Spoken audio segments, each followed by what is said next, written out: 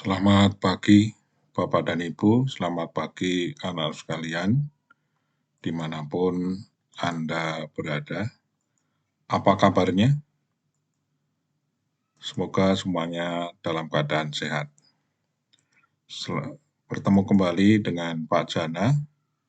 Seperti biasa, kita akan membicarakan tentang matematika pra KBM, ya, matematika pra KBM di bimbel channel bimbel matematika SMK dan SMP. Kesempatan ini kita akan melanjutkan penyajian data dalam bentuk diagram garis. Saya ambil contoh, di sini ada suatu tabel tentang suhu harian Sentani Kota bulan Agustus 2006.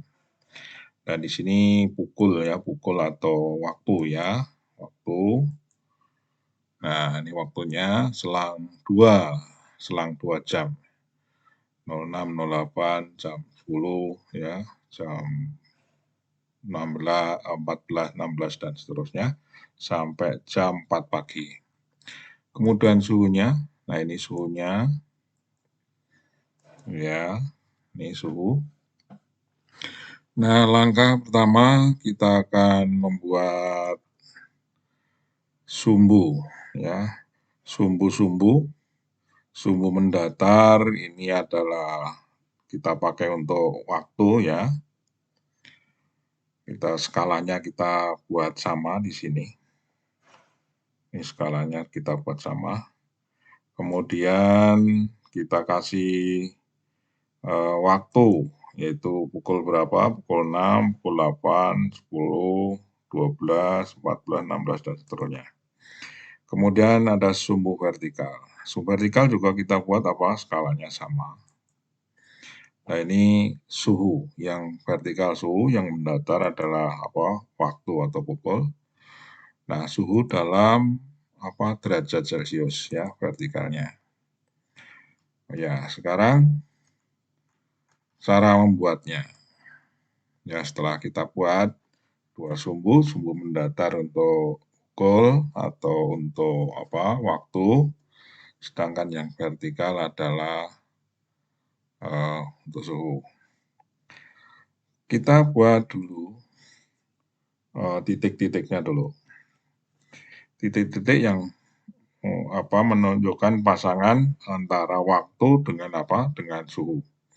Misalnya saja ini, yang vertikal ini adalah apa? Dari pukul 6 ini ke arah vertikal, ya. Kita tarik garis. Suhunya berapa? 04. Nah, ini dari kiri nanti ke kanan. Dapatkan titik di sini ya. Kemudian dari 08, ya waktu 08 berapa suhunya? 8 juga, tarik ke atas gitu. Kemudian dari kiri ke kanan nanti ketemu ya, dibuat sebuah titik. Dari pukul 10 kita tarik garis ke atas, suhunya berapa? Pukul 10, 18. 18 itu, nah di sini ya, 20 kurang 2 ya, kira-kira di sini. Tarik garis ke kanan, nanti ketemu ya, titik perpotongan. Nah, seperti itu seterusnya. Pukul 12 berapa suhunya? Kita lihat pukul 12 28. Nah, 28 kira-kira ada di sini. Nah, nanti ditarik garis dari kiri ke kanan, ketemu di sini. Ya, gitu ya, dan seterusnya sampai habis. Nah, seperti ini hasilnya.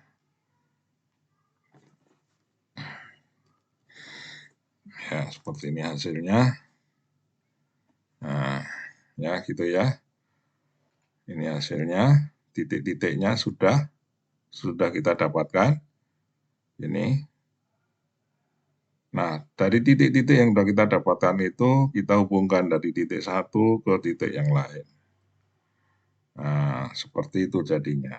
Oke, ya.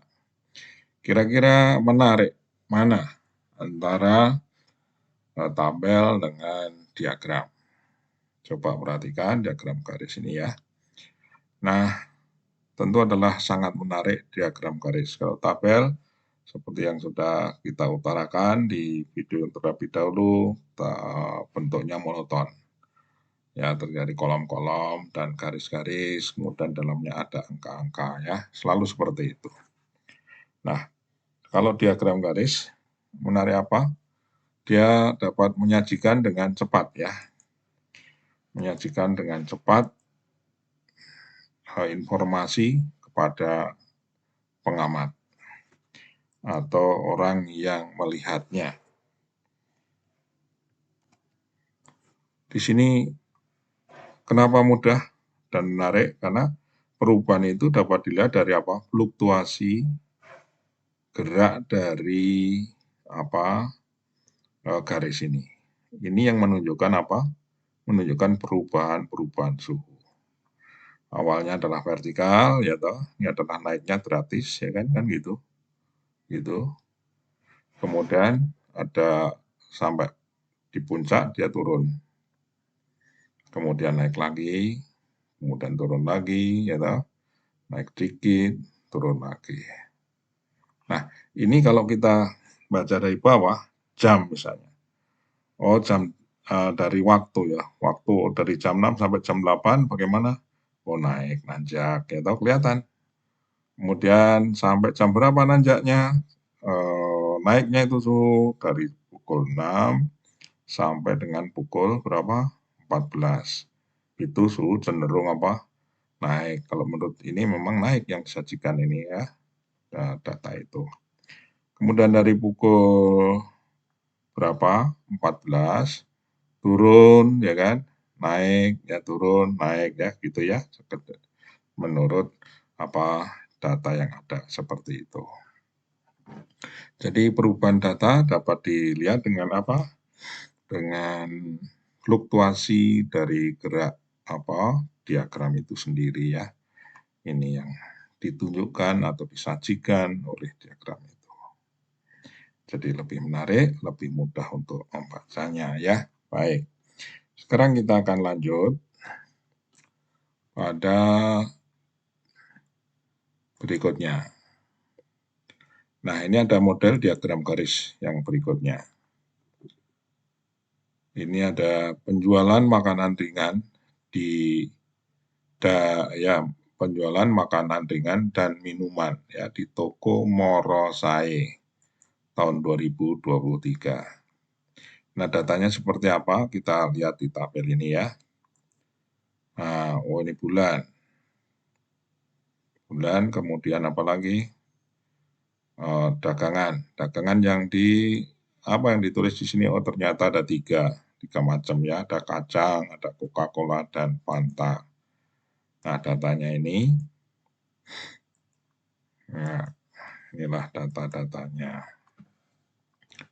Kemudian, ini dari data untuk hasil penjualan kacang. Ya, kacang tentu adalah kacang siap saji atau siap dimakan ya, sudah dalam bentuk kemasan ya, bukan kacang yang belum matang ya, langsung siap disaji. Nah, untuk kacang, untuk Coca-Cola, untuk Fanta, ini bisa digambar dalam satu diagram. Ya, dalam satu diagram. Kalau tadi kan yang duluan itu hanya menyajikan data tentang suhu. Nah, kalau di sini ada 3 macam data dapat disajikan sekaligus dalam satu diagram. Nah, seperti apa? Kita lihat. Nah, ini judulnya sudah ditulis dulu ya. Oke. Buat sumbu mendatar. Kemudian dibagi-bagi. Untuk apa ini? Tentu untuk waktu ya. Oh, bikin lagi sumbu vertikal. Yang mendatar untuk waktu yaitu bulan. Bulan Januari, Februari, Maret, April, Mei, Juni. Ya, kemudian yang vertikal untuk apa? Kita lihat nih skalanya dibuat sama ya. Ya. Nah, dari 10, kemudian 20, 30, 40, 50 berarti tiap strip ini, tiap satu selang ini ya atau kotak lah gampangnya ya. Itu adalah berapa? Skalanya adalah 10 ya. Ini omset penjualan. Baik, atau jumlah penjualan. Penjualan tapi dinyatakan tidak dalam rupiah di sini ya. Baik. Nah, sekarang cara menggambar seperti pada contoh video yang awal tadi. Jadi dari misalnya aja kita akan menggambar kacang. Ya. Januari berapa? 20. Dari Januari tarik garis ke atas. Kemudian dibaca dari kiri ke kanan, nanti di sini akan ketemu titik ya. Januari 20. Februari berapa? Tarik garis ke atas, ketemu nanti dari kiri ke kanan berapa? 25 ya, dari kiri ke kanan. 25 itu antara 20 dan 30. Ini tarik kanan, nanti dapatkan titik di sini.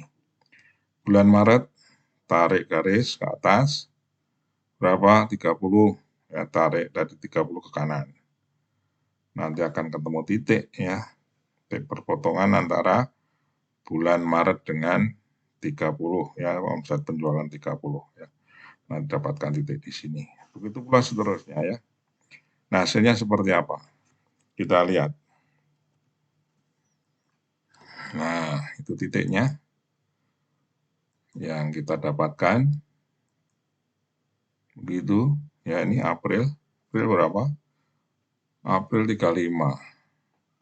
Ya, ini kira-kira masih di bawah ya. Masih di bawah 40. Ya, gitu ya. Kemudian selanjutnya Mei 20.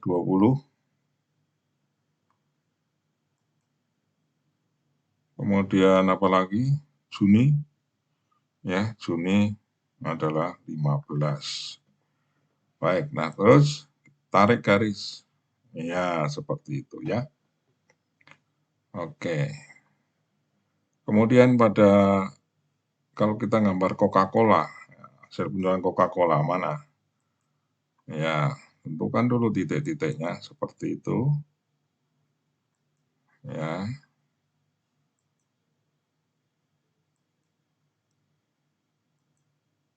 Nah, lalu tarik garis ya, kalau sudah selesai tarik garis. Hubungkan dari titik satu ke titik yang lain. Baik, sekarang coba kita lanjutkan untuk Fanta. Nah, ini Fanta. Ya, pada bulan Januari berapa? 60, Februari 50, kemudian Maret 45, kemudian April berapa? Ya, 55 dan seterusnya ya. Setelah selesai semuanya, titik-titiknya ada terbuat semua, kemudian sekarang hubungkan dengan garis. Ya, seperti itu. Nah, pada penyajian diagram ini, yang model satu diagram garis memuat beberapa data ini dapat digunakan untuk melihat apakah ada hubungan antara hasil penjualan tiga barang ini. Seperti coba contoh lihat. Apakah ada hasil penjualan antara kacang dengan Coca-Cola? Ini kacang nanjak ya pada bulan-bulan Januari sampai April ini nanjak naik ya, kan gitu. Nah, untuk Coca-Cola, oh ya nanjak juga, tapi pada bulan April Coca-Cola udah turun, kacang masih naik ya kan. Kemudian pada bulan April Juni turun lagi kacang, kemudian Coca-Cola turun, kemudian ada waktu saat itu naik. Jadi kesimpulannya bagaimana? Antara hasil penjualan kacang dengan hasil penjualan Coca-Cola ini tidak ada hubungannya ya, karena tidak ada keteraturan. Memang sih ada naik, sama-sama naik, cuma berikutnya Coca-Cola turun, kacang sudah naik. Kemudian kacangnya ini naik, Coca-Cola mengalami ada penurunan, ada kenaikan. Jadi tidak ada hubungannya. Kemudian kita lihat hubungan, kalau hubungan kacang dengan Fanta bagaimana? Apalagi ya kacang dengan Fanta ya. Ini kacang cenderung naik awal-awal sampai bulan April. Nah, Fanta justru turun. Tapi pernah juga mengalami kenaikan pada saat kacang naik, Fanta ada kenaikan juga. Jadi sulit atau tidak ada hubungan ya. Kalau dikatakan ada hubungan sulit atau dikatakan tidak ada hubungan. Kemudian kalau kita lihat hubungan antara Coca-Cola dengan Fanta, apakah ada? Pada saat-saat Coca-Cola naik, bagaimana Fanta? Fanta mengalami penurunan, ya kan? Pada saat Coca-Cola mengalami penurunan, bagaimana? Untuk periode berikutnya ya nih, dari bulan Maret ya. Ini Fanta mulai kenaikan. Pada saat Coca-Cola naik, pada bulan Mei, Juni, ya kan, Fanta ada penurunan. Jadi bagaimana? Bisa kita simpulkan bahwa antara penjualan Coca-Cola dan penjualan Fanta ini adalah berlawanan ya, ada hubungan berlawanan. Karena pada saat Coca-Cola naik, Fanta turun, pada saat Coca-Cola turun, Fanta naik. Jadi ada korelasi. Nah, korelasinya ini korelasi yang berlawanan. Nah, nanti pada statistik yang berikutnya, hubungan semacam ini disebut sebagai hubungan regresi. Ya, regresi tapi masih, kalau ini tentu adalah